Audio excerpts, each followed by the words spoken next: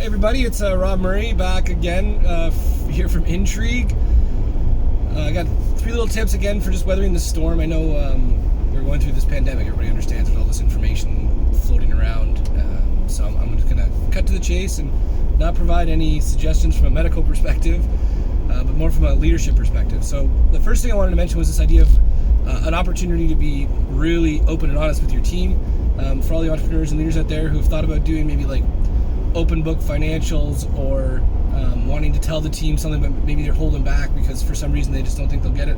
Now's the time, if there ever was one, to really go out there and see how you can trust your team by telling them what's going on and why you're doing what you're doing or why you're thinking the way you're thinking, providing as much context as possible, because typically things that are clear in your mind aren't necessarily clear in others.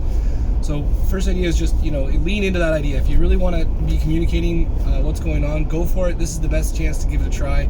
No matter what happens, everybody's going to be, more forgiving or more open, just due to the nature of the extreme in the scenario. So that's number one. Number two is just this idea of yourself and ourselves looking inwards. If you were to consider a leader around you or how a leader should show up in a situation like this, what types of things would that leader be doing that you admire? How are they behaving? How are they speaking? What are their actions?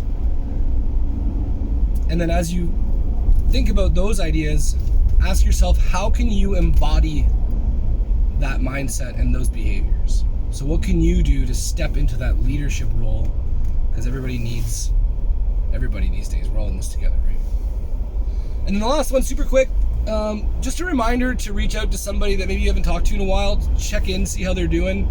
A lot of people are isolating, and that's just speaks for itself. So, reach out, send a text, maybe get somebody trained up on how to use like Google Hangouts or Zoom and do a virtual coffee or a beer.